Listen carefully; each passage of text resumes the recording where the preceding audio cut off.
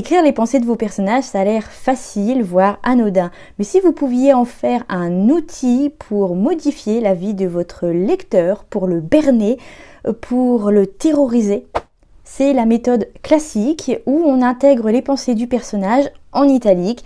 C'est aussi la plus directe. Attention toutefois à ne pas faire doublon avec une donnée déjà fournie dans la narration, ni à faire triplon avec une information déjà fournie dans le dialogue. Alors oui, c'est flou, je sais. Ici, la voix du narrateur et celle du personnage fusionnent. Exemple, il fixa l'horloge. Encore une fois, il allait se mettre en retard. Une intimité se crée sans casser le rythme du récit.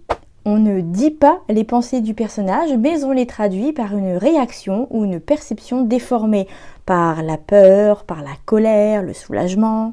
Mais on fait gaffe à utiliser les autres astuces de cette vidéo pour varier les approches et ne pas tomber dans une sorte d'exagération du développement des pensées. Celle-ci, je l'utilise beaucoup parce que j'écris souvent des personnages perdus face à eux-mêmes ou face à une société qui ne les comprend pas. Le gros risque, c'est de vous retrouver avec quelque chose d'incompréhensible ou de lourdingue. Parce que cette astuce, elle consiste à tenter de traduire le chaos, le flux de l'esprit humain.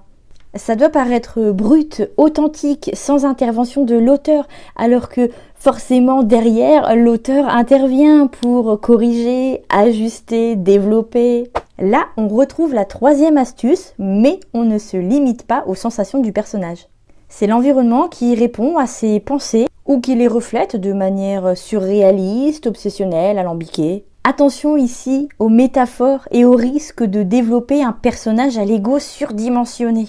Bien dosé, en revanche, cette astuce dispose un décor qui devient un miroir déformant. Très utile si, comme moi, vous écrivez, vous décrivez des atmosphères inquiétantes.